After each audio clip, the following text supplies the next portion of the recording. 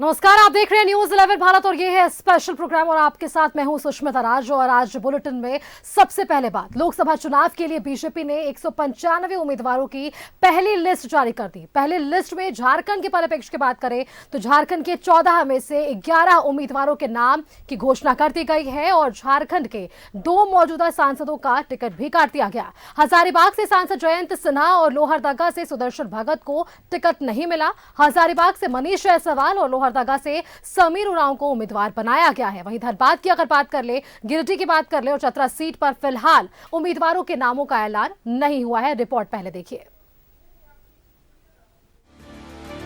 लोकसभा चुनाव के लिए बीजेपी की पहली लिस्ट जारी।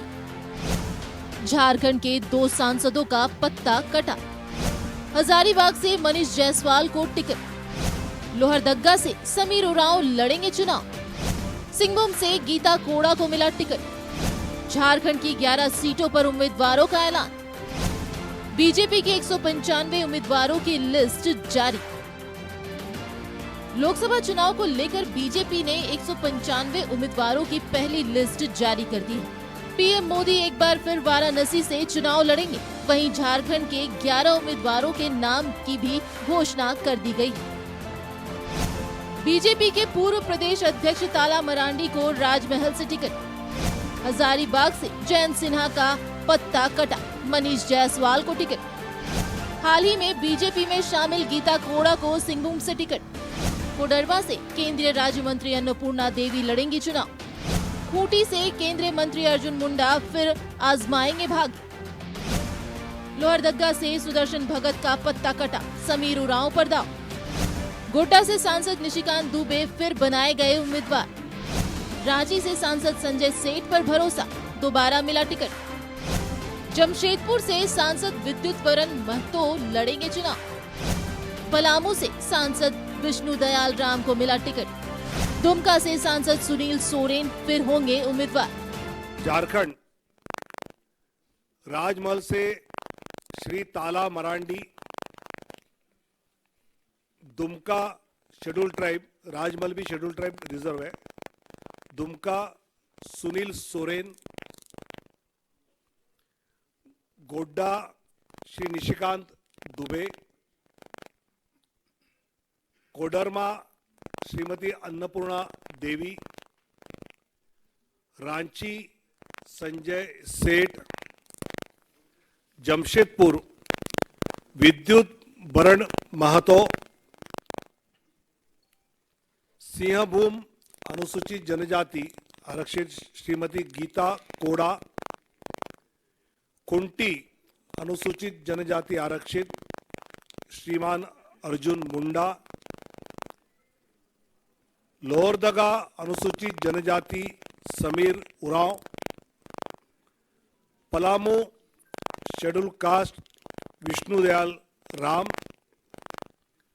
हजारीबाग मनीष जायसवाल।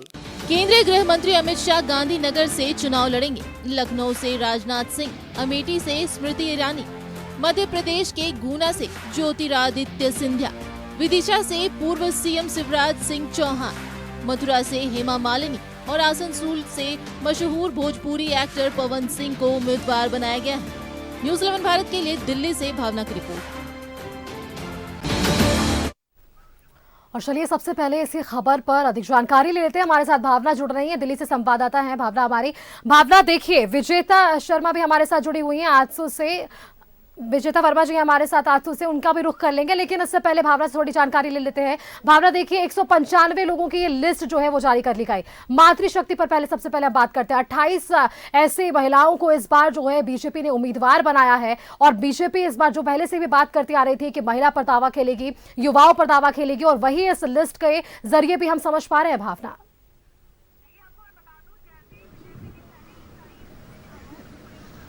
देखिए, आपको मैं बता दूं, जैसे ही बीजेपी की पहली लिस्ट आई है, दिल्ली की हवाओं में तो परिवर्तन हो गया है। यानी कि आपको मानना पड़ेगा कि मौसम का मिजाज जो है वो बदल गया है, क्योंकि 2024 का बिगुल अब बज चुका है। पहली लिस्ट आ चुकी है, सीईसी की पहली बैठक भाजपा की हो चुकी है, स्क्रीनिंग कमेटी की बैठक यहाँ तक कि कांग्रेस की भी हो चुकी है, और अगले हफ्ते कांग्रेस की CWC की बैठक है। उसके बाद कांग्रेस भी अपने उम्मीदवारों के नामों की घोषणा कर देगी, अपने उम्मीदवारों के नामों का ऐलान कर देंगे। लेकिन भाजपा ने 195 सीटों का जो है ऐलान कर दिया है, उम्मीदवारों का ऐलान कर दिया है, जिसमें महिलाएं और युवा दोनों को जगह मिल गई है। क्योंकि हम अपने दर्शकों को अभी से नहीं बल्कि पिछले 6 दिन से इस बात के बारे में कह रहे थे कि आने वाले समय में जो उम्मीदवारों की लिस्ट आएगी उसमें ये देखना दिलचस्प होगा कि कितने % महिलाओं को मौका मिलता है और कितने % युवाओं को, क्योंकि 2 बड़ी जातियां हैं जिसे प्रधानमंत्री कहते हैं कि युवा और महिला, और साथ ही साथ किसान जो है वो जातियों में काउंट होते हैं। ये भाजपा के लिए बड़ी जाति है। ऐसे में भाजपा ने अपनी तरफ से 2 बड़ी जातियों पर फोकस करा, जिसमें महिलाएं भी हैं और युवा भी है। आज की पहली लिस्ट जारी होती है, पहली लिस्ट में 28 से ज्यादा महिलाओं को तरजीह दी जाती, जगह दी जाती, जिसमें झारखंड यानी कि जल जंगल जमीन के प्रदेश से भी 2 महिलाओं को उम्मीदवार के तौर पर उतारा जाता है, सिंहभूम से और कोडरमा से। अन्नपूर्णा देवी जो कि इस वक्त केंद्र में नेतृत्व भी कर रही है, सांसद भी है, लेकिन गीता कोड़ा को बीजेपी का उपहार मिलता है जैसे ही वो कांग्रेस का जो है पार्टी त्यागती है और भाजपा में शामिल होती है। तो देखिए, कुछ दिन भी नहीं बीते, बल्कि कहिए कि 1 हफ्ता भी नहीं बीता है कि इससे पहले उनका जो नाम है सांसदी के लिए भाजपा की तरफ से सामने आ जाता है, यानी कि 2 महिलाएं उन्हें मौका मिलता है। युवाओं की बात कर ली जाए तो युवाओं को भी तरजीह दी गई है। कम से कम 47 से ज्यादा युवा है जिनका नाम इस पहली लिस्ट में आया है, यानी कि 195 सीट यानी 195 सीट जिसमें उम्मीदवार उतारे गए हैं। उम्मीदवारों में से भी 25% जो है उम्मीदवारों के नाम काटे गए, लेकिन 75% में भी 65% ऐसे नाम थे जिन्हें रिपीट किया गया है, और 10 से 15% ऐसे नाम हैं जिन्हें नए चेहरे के तौर पर बीजेपी ने उतारा है चुनावी मैदान में। क्योंकि इस बार बीजेपी ने एक चीज ठानी है कि 400 के पार जाना है, लेकिन क्या इन उम्मीदवारों पर दांव लगाने के बाद बीजेपी 400 के पार जा पाएगी या नहीं, ये जनता पर छोड़ते हैं, क्योंकि अपने आप में एक बड़ा सवाल बन के रहेगा। लेकिन अब जो सबसे जरूरी बात है वो ये है कि आज दर्शकों को बता दें कि ओबीसी जाति को लेकर, ओबीसी कास्ट को लेकर जो लगातार सियासी राजनीति चलती आ रही है, आज देखिए कि SC ST से ज्यादा ओबीसी नामों को तरजीह दी गई और लिस्ट में भी सबसे ज्यादा ओबीसी नाम सामने आए, यानी कि लगभग आप ये मानिए SC ST के कंपैरेटिवली ओबीसी नामों को तरजीह दी गई है, जो कि उम्मीदवार के तौर पर आज इनके नामों का जिक्र किया गया है, घोषणा की गई है। वहीं 2 ऐसे पूर्व मुख्यमंत्री जिन पर भरोसा भाजपा ने जता दिया है और जताने के साथ साथ उन्हें सांसदीय तौर पर भी जो है लड़ने के लिए कहा और उनको चुनावी मैदान में उतार दिया। विदिशा से शिवराज सिंह चौहान जो कि मध्य प्रदेश के मुख्यमंत्री रहे हैं, उन्हें सांसद के तौर पर चुनावी मैदान में उतारा गया है, उम्मीदवार के तौर पर उन्हें चुनावी मैदान में उतारा गया है। और वहीं अगर आप देख ले त्रिपुरा वेस्ट की अगर बात कर ली जाए तो विप्लव कुमार देव जो कि मुख्यमंत्री रह चुके हैं त्रिपुरा के, लेकिन उन पर भी बीजेपी ने भरोसा जताया और उतारा है। और कुल मिला के 34 ऐसे मंत्री जिस पर बीजेपी ने दांव खेला है, जिसमें फग्गन सिंह कुलस्ते है, कौशल किशोर का नाम है, SP सिंह बघेल का नाम है, कोडरमा से सांसद अन्नपूर्णा देवी है, और वहीं खूंटी से जो सांसद है और केंद्र में नेतृत्व कर रहे हैं मंत्री भी है अर्जुन मुंडा, यानी कि 34 मंत्री जिन पर बीजेपी ने पहली लिस्ट में पहला दांव खेला है। इसके अलावा ओबीसी समाज पर स्पेशल फोकस इस बार बीजेपी का है, यानी कि बीजेपी की स्पेशल रणनीति है। इतना ही नहीं बल्कि ये कहिए कि 75% में से मैंने जिस तरीके से भी कहा कि 60 से 65% रिपीटेशन है, लेकिन 10 ऐसी परसेंटेज देखने के लिए मिली है जिसमें कि नए नामों को रखा गया और 25% उन पुराने नामों को काटा गया है, उन्हें तरजीह नहीं दी गई है। यही कारण है कि आज सुबह सुबह झारखंड से हम देखते हैं एक नया ट्वीट आता है हजारीबाग से, और हजारीबाग में ट्वीट जो है करते हैं वो सांसद जो है भूमिका निभा रहे जयंत सिन्हा, और ये देखा गया कि उनकी टिकट कटती है और ये कहीं ना कहीं उनको अंदेशा इस बात का लग गया। लेकिन देखिए जैसे ही शाम होती है, शाम का समय होता है, 6 बजे का वक्त होता है, विनोद तावड़े जो कि बीजेपी के राष्ट्रीय महासचिव है वो बैठक करते हैं, वो प्रेस कॉन्फ्रेंस करते हैं, वो लगातार नामों को एक एक करके पढ़ते हैं। झारखंड का नाम आता है, 11 लोग उम्मीदवारों का नाम आता है, एक एक कर वो पढ़ते हैं, और जैसे ही हजारीबाग का जिक्र होता है तो मनीष जायसवाल का जिक्र किया जाता है। यानी कि इस बार बीजेपी ने नए चेहरों को मौका दिया, एक तरफ ओबीसी चेहरों को मौका दिया, ओबीसी की परसेंटेज देखने के लिए मिली जिसको लेकर लगातार विपक्ष वार करता है, दूसरी तरफ महिलाओं की संख्या बढ़ी है, युवाओं की संख्या बढ़ी, यानी कि युवा महिलाओं पर फोकस किया गया। यानी कि एक तरीके से देखा जाए तो 34 मंत्री, 195 उम्मीदवार, जिसमें से 2 अगर हम देखें तो पूर्व मुख्यमंत्री को भी मौका मिला है, और वहीं SC ST समाज से ज्यादा ओबीसी पर फोकस किया गया है, 25% नामों को काटा गया, 75% रिपीटेशन में से भी ऐसे कुछ युवा और महिलाएं नए चेहरे हैं जिन्हें बीजेपी ने चुनावी मैदान में उतारा। क्योंकि बीजेपी एक बात कहती है, जिला हो, बूथ हो, नुक्कड़ हो, कस्बा हो या गांव हो, इस पर काम करना है। और मोदी जी ने जिस तरीके से भी कहा था कि 400 पार एनडीए के साथ 370 बीजेपी के साथ लेकर आना है, उसको कितना बीजेपी सार्थक करती है। क्योंकि एक तरफ राहुल गांधी की भारत जोड़ो न्याय यात्रा भी है जिसको लेकर विपक्ष का यह कहना है कि एक तरीके का कंट्रीब्यूशन जो है कहीं ना कहीं नजर आ सकता है। लेकिन वहीं भाजपा ने भी अपना खेमा मजबूत कर लिया है। विश्वास प्रयास के साथ जो रणनीति अब लेकर चले हैं वो कितना ग्राउंड पे असर करेगी ये जनता तय करेगी, क्योंकि हमेशा हम ये चीज देखते हैं कि ये पब्लिक सब जानती है, बिल्कुल समझती है, बेहतर जनता तरीके से तय जानती है करेगी लोकसभा चुनाव के परिणाम, और जनता पर ही सब कुछ जो है वो निर्भर कर रहा है कि जनता का इस बार मूड क्या होगा। भावना, आपका बहुत बहुत धन्यवाद हमारे साथ जुड़ने के लिए, और क्या कुछ रणनीति होने वाली है बीजेपी के इस पहले लिस्ट के पीछे, ये तमाम जानकारियां हमारे साथ साझा करने के लिए। तो चलिए आज हमारे साथ पैनल गेस्ट में हमारे साथ कुछ हमारे जुड़े हुए हैं हमारे साथ। हम बात कर लेते हैं आजसू से। हमारे साथ हैं विजेता वर्मा, केंद्रीय सचिव हैं आजसू के, और इसके साथ नीलिमा मिश्रा है जेएमएम से, और बीजेपी से आरती कुजूर जी हमारे साथ हैं। आप सभी का बहुत बहुत स्वागत है न्यूज़ 11 भारत पर। सबसे पहले हम बात करेंगे लोकसभा चुनाव में 28 ऐसी मातृशक्ति को जो है इस बार शक्ति दी गई। लगातार बीजेपी इस चीज का दावा कर रही है कि मातृशक्ति पर जोर देना है, किसानों पर जोर देना है और पिछड़े वर्ग के लोगों पर जोर देना है, और इस बात का प्रमाण भी हमें आज देखने को मिला है। तो मेरा सबसे पहले सवाल जो है वो आजसू से होगा, क्योंकि जो कि हमारे साथ विजेता वर्मा जी जुड़ी हुई हैं, आप एनडीए के साथ हैं। अब भी झारखंड परिप्रेक्ष्य की अगर बात करें तो यहां से चंद्र प्रकाश चौधरी जी जो कि गिरिडीह से आते हैं, आजसू की वो सीट है, इस बार उसे खाली रखा गया है, अभी उस नाम पर जिक्र नहीं किया गया है। कैसे देखते हैं इसको? जी थैंक यू सुष्मिता। इसको मैं ऐसे देखती हूँ कि हमारी पार्टी भी, आजसू पार्टी भी हमेशा से महिलाओं को सशक्त करने के लिए कार्यरत है और हमेशा काम करती आ रही है। और गिरिडीह की जो सीट है उस पर अभी बोलना वाजिब नहीं होगा, क्योंकि अगर वो रिजर्व है तो, लेकिन अभी पार्टी की तरफ से पार्टी के निर्णय का आप लोग इंतज़ार करें, जल्दी उसका निर्णय आएगा। बिल्कुल, अब निर्णय क्या कुछ आएगा सभी जब सेकंड लिस्ट जारी होगी तो उस पर हम देखेंगे। हमारे साथ बीजेपी से आरती कुजूर जी, आपका बहुत बहुत स्वागत है आरती जी। और सबसे पहले सवाल आपसे मेरा यही होगा कि पहली लिस्ट बीजेपी की जारी करती गई, मातृशक्ति की इसमें बात हुई है, और जो मोदी की गारंटी पर लगातार जिक्र देख रहे हैं। हमने पहले पिछले भी दिनों देखा प्रधानमंत्री धनबाद की धरती पर पहुंचते हैं और वहां से एक हुंकार भरते हैं लोकसभा चुनाव के लिए। पहली लिस्ट जारी कर दी गई। इस बार कौन से ऐसे मुद्दे हैं जो इस बार जनता के बीच लेकर जाने वाली है बीजेपी?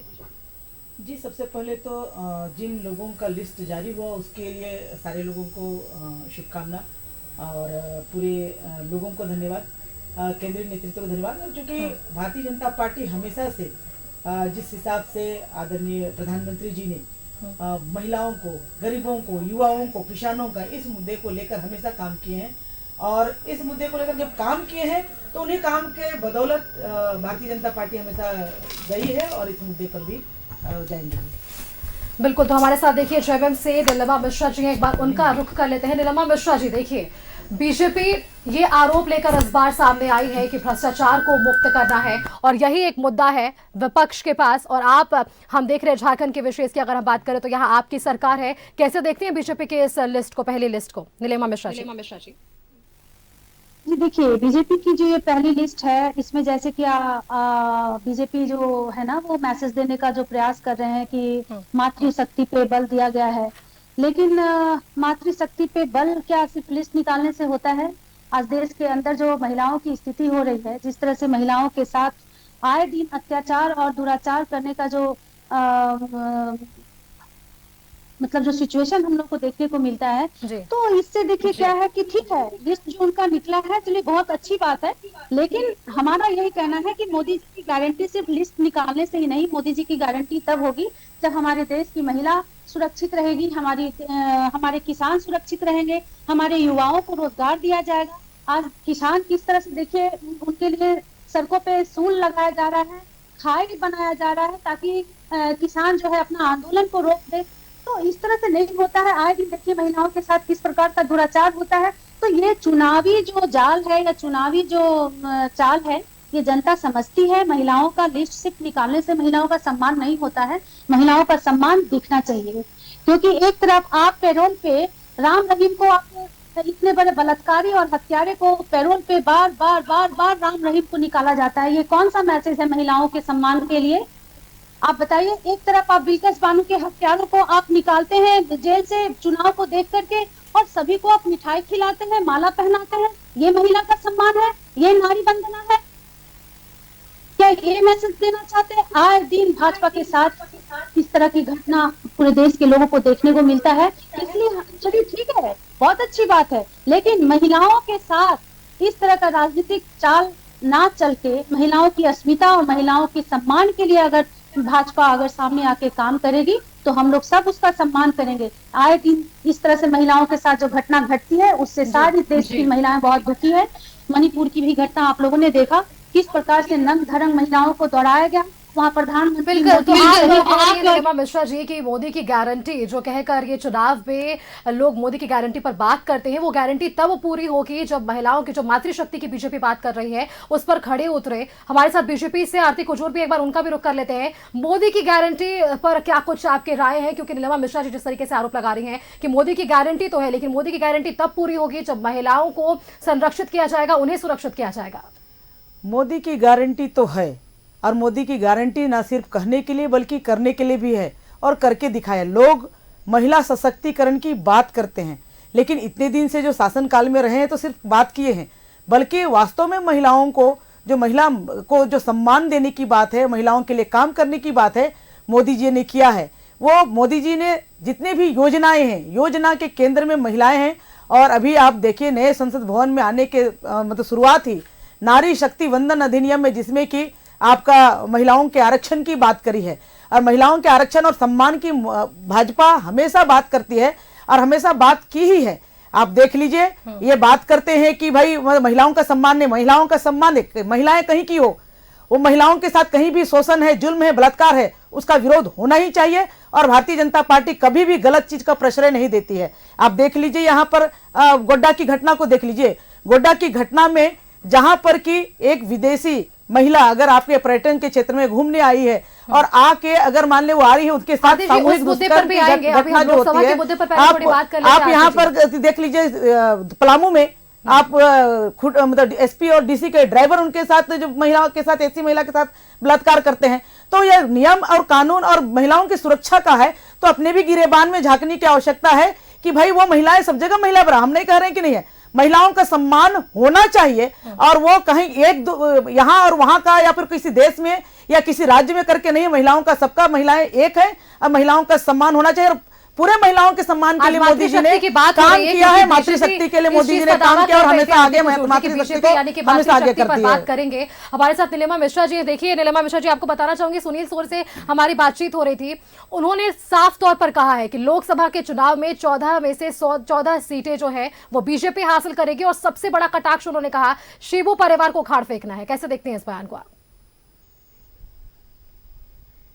पूरी तरह से यहाँ पर डरी हुई शिबू परिवार और सोरेन परिवार से भाजपा पूरी तरह से डरी हुई है। उसकी मानसिक संतुलन बिल्कुल खो चुका है, क्योंकि जिस तरह से सोरेन परिवार अगर मान लीजिए भाजपा और मोदी जी के नेतृत्व में अगर एनडीए की सरकार को अपने काम पे इतना भरोसा है, अपने काम पर अगर उनको इतना भरोसा है कि उन्होंने महिलाओं के लिए काम किया, उन्होंने आदिवासियों के लिए काम किया, उन्होंने किसानों के लिए काम किया, वो युवाओं को रोजगार देने का काम किया है, तो आज उन्हें षड्यंत्र करने की जरूरत नहीं होती। किस प्रकार से षड्यंत्र करके हेमंत सोरेन जी को अरेस्ट किया गया है, ये जगजाहिर है। इनकी जो दुर्भावना है ये इनके डर को दिखाता है, इनका जो कायरपन है वो सारे इनके क्रियाकलापों में दिखता है। एक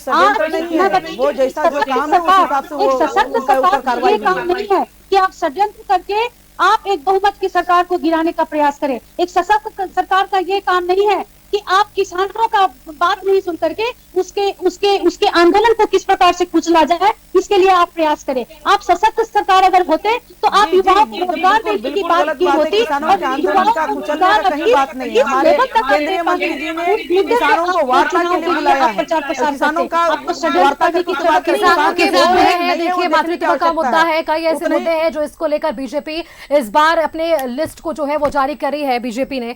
चलिए एक बार आजसू का रुख कर लेते हैं और आजसू से हमारे साथ विजेता जी हैं, एक बार उनसे सवाल कर लेते हैं। 11 लोगों का ये लिस्ट जारी किया गया, लोकसभा चुनाव बेहद नजदीक, चुनाव के बीच किन मुद्दों को लेकर आजसू अपने आप को स्टैंड कर रही है इस वक्त?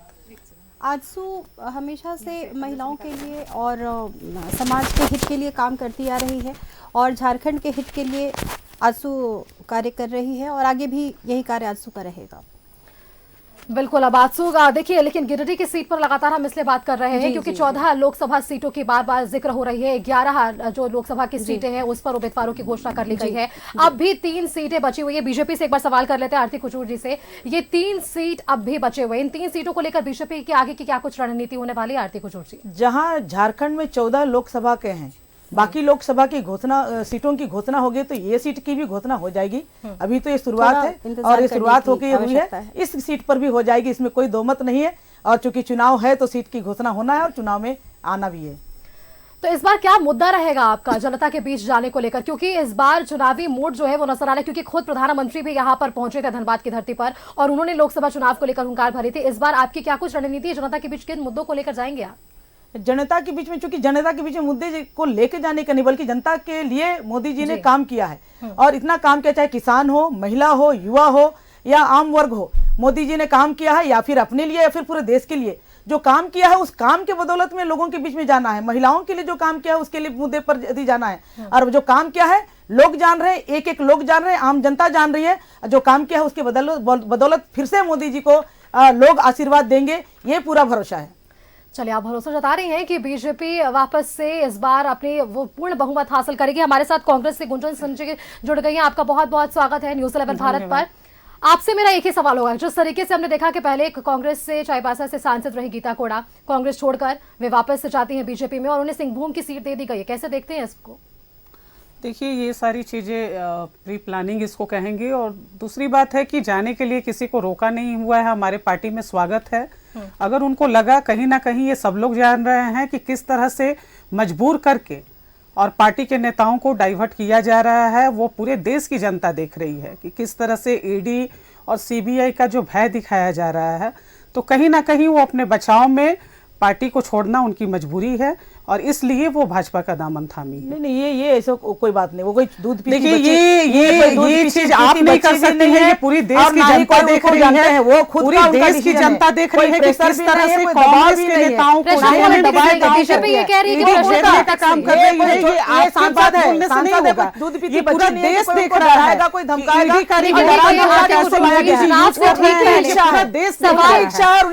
कोई सफाई देने की जरूरत नहीं है, भी अपनी इच्छा से कहीं ना कहीं गीता कोड़ा जी को मजबूर किया गया है। गीता कोड़ा जी कोई बच्ची नहीं है जिसको कि गीता कोड़ा को दबा दिया जाएगा, मशीन में धुलने का उनको आप ये बताइए कि मोदी जी जब भी आते थे तो वो मधु कोड़ा को भ्रष्टाचारी बताते थे, आज वो मधु कोड़ा भी भ्रष्टाचारी नहीं सरकार थी और उसके बाद आज मधु कोड़ा के साथ हरिश्चंद्र आपके ही भाजपा के नेता और मोदी जी हमेशा ये बोले हैं जब भी चुनावी आए हैं करने वाला आज आरती जी से एक सवाल है, दूध पीती बच्ची करके ले आ जाएगा, भाजपा से ये पूछना चाहती हूँ, वो इनके सवाल से पहले सुन लीजिए आरती जी, हरिश्चंद्र बन गए, ऐसा मधु कोड़ा को दबा दिया गया है ना, जिसका कौन सा यंत्र है मोदी जी के पास कि भाजपा की जो क्षमता है तो उसके सारे भ्रष्टाचार भूल जाती है कि सवाल ही नहीं, वॉशिंग मशीन और वॉशिंग मशीन निकाल लीजिए, आप लोग तो बोलते थे, आप लोग बोलते थे मधु कोड़ा भ्रष्टाचारी है, आज मधु कोड़ा के सारे पाप धुल गए भाजपा में जाने से, वो कौन सा यंत्र मोदी जी के पास है? मैं ये जानना चाहती हूँ, सबके पार्टी में मोदी जी के पास ऐसा कौन सा यंत्र है जो सारे पाप धुल नहीं है? अरे दूसरी पार्टी पॉलिटिक्स की बात कर रहे हैं, एक एक का सवाल लेंगे, एक एक का सवाल लेंगे आरती जी। ये गलत है, पूरा देश की जनता प्रेशर में क्या आपके पूरे देश की जनता आरोप लगाने से नहीं होगा कि यहाँ सफाई देने से कुछ नहीं होने वाला है, नहीं होगा, देश की जनता आरोप लगाने वाली बात कि किस तरह से मोदी जी ने और भाजपा के नेताओं ने ये ठहराया था कि मोदी जी के मधु कोड़ा भ्रष्टाचारी है और जब राहुल गांधी अगर इस तरीके से हम बात करेंगे तो हमारी बात जनता तक नहीं पहुंच पाएगी। आप दोनों से अपील करना चाहूंगी कि करेंगे ताकि आप जो आज कुछ बोलना चाह रहे हैं वो जनता के बीच जा सके, आप क्या कुछ कहना चाह रहे हैं? भारतीय जनता पार्टी में लाया जाएगा, किस वो सांसद है, एक सांसद है, अपने जनप्रतिनिधि है, नहीं आप ये बताइए ना, ले सकते हैं, ये बताइए मधु कोड़ा के बाद आपने कैसे साफ किया? मधु कोड़ा को भी फंसाने का षड्यंत्र कैसे वाला भी जब कांग्रेस में थे, आज भ्रष्टाचार भी है, आज भाजपा में चल रहा है, लिप्त सारे वाले कांग्रेस है, जब आप भ्रष्टाचार को भ्रष्टाचार लिप्त किए हुए, ये देश की जनता देख रही है, देश की जनता को मूर्ख गुंजन सिंह जी आपसे एक मिनट आपसे रिक्वेस्ट करना चाहूंगी, आप यहाँ पे रुकिएगा। आरती कुछ और देखिए, सवाल इसलिए खड़ा हो रहा है, सवाल इसलिए खड़ा हो रहा है, आरती जी मेरी सवाल सुन लीजिए, आरती जी मेरा सवाल सुन लीजिए। गीता कोड़ा को लेकर आज हम चर्चा कर रहे हैं, गीता कोड़ा को लेकर आज हम चर्चा कर रहे हैं क्योंकि ठीक चुनाव से पहले ये कांग्रेस से आरोप लगाइएगा कि इनके पास आरोप का भी बेबुनियाद है, इसलिए कांग्रेस से तोड़ने का काम करते हैं, ये नेताओं को तोड़ते हैं। राज्य में जहाँ ये सरकार नहीं है वहाँ जोड़ तोड़ की राजनीति करते हैं। और झारखंड की जनता ने देखा किस तरह से महागठबंधन की सरकार को तोड़ने। अगर आप दोनों इस तरीके से बोलती रहेंगी तो आप लोगों का क्या कुछ राय है, आप लोगों का क्या कुछ राय है जनता के बीच नहीं पहुंच पाएगा। यदि हम एक एक कर सवाल जवाब लेंगे तभी आप लोगों की राय आज जनता तक पहुंच पाएगी। कैसे जी को बेदाग बनाया, वो हम जानने की कोशिश करेंगे। तोड़ जोड़ की राजनीति पर आज ये बवाल देखने को मिल रहा है। गुंजन सिंह जी, आपको यहाँ पे थोड़ी देर के लिए रोकना चाहूंगी और अपील करना चाहूंगी। गुंजन सिंह जी, आप थोड़ी देर के लिए यहाँ पे रुकिएगा और सवाल बीजेपी से होगा। आप लोग सत्ता के लोभी हैं। कोई सरोकार नहीं है, चाहे वो जनता से तो चाहे वो किसान वर्ग हो, चाहे मजदूर वर्ग हो, या श्रमिक वर्ग हो, या महिला वर्ग हो। आपने ठीक है, लेकिन महिला वर्ग पर हम लगातार इस बार इसलिए जिक्र कर रहे हैं। आप दोनों से रिक्वेस्ट करना चाहूंगी थोड़ा संयम बरते। क्या कुछ सवाल है आपके, कुछ स्पष्ट नहीं हो पा रहा है। यदि एक साथ आप दोनों बोलेंगी तो आपके ना सवाल और ना आपके जवाब स्पष्ट नहीं हो पाएंगे। गुंजन सिंह जी, गुंजन सिंह, अगर एक एक कर हम सवाल रखेंगे तो आपकी क्या राय है वो जनता तक पहुंच पाएगी। यदि हम इस तरीके से बातचीत करेंगे तो कुछ भी राय जनता तक नहीं पहुंच पाएगा। चलिए एक सवाल कर लेते हैं विजेता जी से। विजेता जी हमारे साथ जुड़ी हुई है, विजेता जी से सवाल कर लेते हैं। तोड़ जोड़ की राजनीति पर बात हो रही है, महिला सशक्तिकरण की बात हो रही थी, मातृत्व शक्ति की बात हो रही थी। आज गीता कोड़ा पे सवाल इसलिए आकर अटका है क्योंकि ठीक चुनाव से पहले वे कांग्रेस छोड़ती है और बीजेपी में शामिल हो जाती है। क्या कहेंगे? मैं आरती कुजूर जी की बात से पूरी तरह से सहमत हूँ कि गीता कोड़ा जी कोई बच्ची नहीं है जिनको पार्टी में जोड़ने का काम किया जा रहा है। ये बिल्कुल भी ऐसी गुंजन सिंह जी और आरती कुजूर जी से रिक्वेस्ट करना चाहूंगी और इस तरीके से स्पष्ट नहीं हो पाएगा ज्वाइन किया बीजेपी को नेताओं को शामिल करने की साजिश करते हैं। पार्टी किसी को ये जोड़ने का काम नहीं करती, जोड़ने और कोई भी महिला जो कि पार्टी पॉलिटिक्स में हो रही है और राजनीति कर रही है वो कोई बच्ची नहीं है और वो अपनी मर्जी से जुड़ी है बीजेपी के साथ। कुछ भी स्पष्ट नहीं हो पा रहा है, किसी की बात जनता तक नहीं पहुंच पा रही है। आप दोनों से वापस से अपील करना चाहूंगी, आप दोनों की कुछ भी राय जनता तक नहीं पहुंच पा रही है। एक सवाल हम लेंगे, लेकिन देखिए जिस तरीके से आज ये डिस्कशन हो रहा है ऐसे में क्या कुछ इनकी राय है वो जनता तक नहीं पहुंच पाएगी। गीता कोड़ा को लेकर ये पूरा संशय और गीता कोड़ा पर ये पूरा बवाल मच रहा है क्योंकि ठीक चुनाव से पहले गीता कोड़ा कांग्रेस छोड़कर बीजेपी में शामिल होती है और सिंहभूम से उन्हें सीट दे दी जाती है और इसी को लेकर ये बवाल। और बीजेपी कह रही है कि तोड़जोड़ की राजनीति नहीं है, लेकिन कांग्रेस कह रही है कि तोड़जोड़ की राजनीति बीजेपी पूरी षड्यंत्र के साथ आगे बढ़ रही है। हमारे साथ जेएमएम से जुड़ी हुई है, उनका एक बार रुख कर लेते हैं। नीलिमा मिश्रा जी, आप तक मेरी आवाज पहुंच रही है? पार्टी हमेशा से लोगों को शांत करवाई है, इस तरह से डिबेट में नहीं बैठे हैं। आप दोनों से अपील करना चाहूंगी, आप दोनों प्लीज संयम बरतिए। क्या कुछ कह रही नीलिमा मिश्रा जी, एक बार उससे सुनते हैं फिर आगे बढ़ते हैं। आप लोगों की क्या कुछ राय है? यदि हम इस तरीके से डिस्कशन को आगे बढ़ाएंगे ना मेरा सवाल स्पष्ट हो पाएगा ना आपके जवाब जनता तक नहीं पहुंच पाएंगे। जेएमएम से नीलिमा मिश्रा जी क्या कुछ कह रही है? क्योंकि बीजेपी तो ये कहती हुई नजर आ रही है तोड़ जोड़ की राजनीति बीजेपी नहीं करती है, लेकिन गीता कोड़ा इसका उदाहरण हमें देखने को मिल रहा है। देखिए सिर्फ गीता कोड़ा ही नहीं, जहां पे भी गैर भाजपा शासित राज्य है सारे राज्यों को डिस्टर्ब किया जा रहा है। वहां के विधायकों को किस प्रकार से खरीदा जा रहा है, वहां की सरकारों को किस प्रकार से गिराई जा रही है। सिर्फ गीता कोड़ा का मामला झारखंड का ही मामला थोड़ी है, ये तो भाजपा की चरित्र है, चाल चरित्र चेहरा भाजपा का तो यही है कि तोड़ फोड़ की राजनीति करना है, उन्हें अपने पे विश्वास है ही। और दूसरी बात क्या है कि झारखंड में वे सोरेन परिवार से डरे हुए, उनका आतंक जो है ना वो मोदी जी का स्टेज पे उनका भाषण में दिख रहा था। जिस प्रकार से वो अमर्यादित लहजे से बात कर रहे हैं। मिश्रा जी, विनीता जी आपसे सवाल पूछ रही है कि शुरुआत किसने की है? तोड़ की राजनीति की शुरुआत किसने की है? नीलिमा मिश्रा जी, राजनीति है इसकी शुरुआत कहां से हुई? भाषा का इस्तेमाल करते हुए झारखंड में आकर के जिस प्रकार का बयानबाजी कर रहे थे, प्रधानमंत्री को वो शोभा नहीं देता है। वो धनबाद में आए थे, जनसभा के माध्यम से उन्हें जनता की समस्याओं के बारे में बोलना था। उन्हें बोलना था कि आप हल के उद्घाटन में आए हैं, आप हल में को आपसे बात करने प्रकार से तरीका सीखने की जरूरत नहीं है। मुझे ऐसा नहीं लगता है माननीय प्रधानमंत्री जी का अपमान कर रही है ये कहना। माननीय प्रधानमंत्री जी अपना काम करने के बाद जनसभा को संबोधित कर रहे थे। जनसभा को संबोधित करते हुए वो अपनी बातों को रखेंगे ही, जनता के बीच में रखेंगे ही। प्रधानमंत्री जी है तो इसका मतलब आपके कहने से बिल्कुल। तो बीजेपी अब जनता के बीच जाएगी, उनकी जो मुद्दे हैं उनको मुद्दों को लेकर वो जनता के बीच जाएगी, क्योंकि तमाम राजनीतिक पार्टियों का यह कर्तव्य बनता है कि उनकी क्या कुछ मुद्दा है और उनकी इस बार की क्या कुछ राय रहने वाली है और क्या कुछ रणनीति रहने वाली है चुनाव को लेकर के। और शायद आज यही परिणाम देखने को मिला हमें झारखंड की राजनीति में भी। 14 लोकसभा सीटों में से 11 लोकसभा के उम्मीदवारों के नाम की पहली सूची जारी कर दी गई और इनमें 4 नए चेहरों को जगह दी गई और उस पर हमने विचार विमर्श किया। बीजेपी एक तरफ कह रही है तोड़ जोड़ की राजनीति बीजेपी नहीं करती, लेकिन आरोप लगाते नजर आए हैं हमारे सत्ता गठबंधन के नेता। चलिए हमारे साथ इस टॉपिक पर फिलहाल इतना ही।